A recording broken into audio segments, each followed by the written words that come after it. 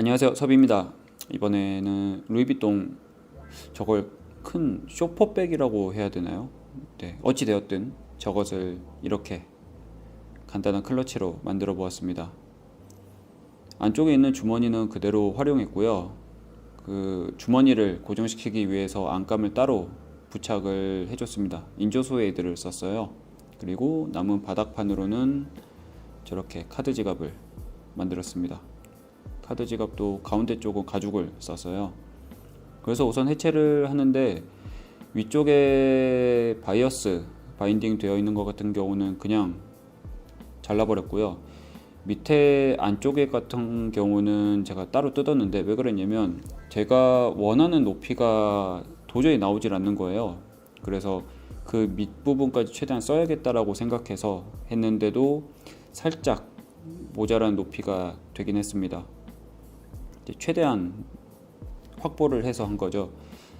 리폼을 하다 보면 이런 경우들이 많습니다. 왜냐면 딱 제한되어 있잖아요. 그리고 뭐 핸들이 붙어 있다든지 어떤 것 때문에 내가 원하는 사이즈가 나오질 않는 경우들이 많아서 그 부분을 조금 어느 정도는 감안하고 하는 편입니다.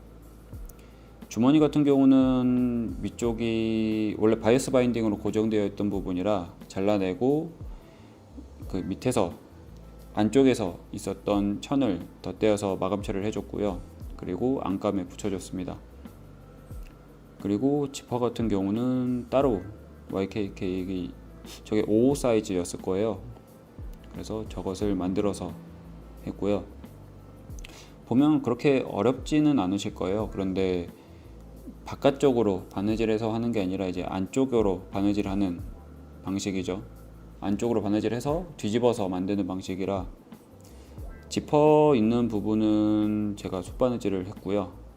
그리고 전체적으로 힘이 조금 부족하기 때문에 VXP 0.8T짜리를 썼습니다. 그리고 저렇게 해서 처리를 해줬고, 반대쪽도 마찬가지입니다. 그리고 여기서 이제 지퍼 방향을 맞추는 게 중요해요. 바깥쪽 지퍼랑 안쪽에 있는 주머니 지퍼랑 그 양쪽을 맞추는 게 쓸 때 훨씬 좋습니다. 그리고 저렇게 해서, 저건 이제 뒤집는 거라 제가 미싱으로 바느질 했고요.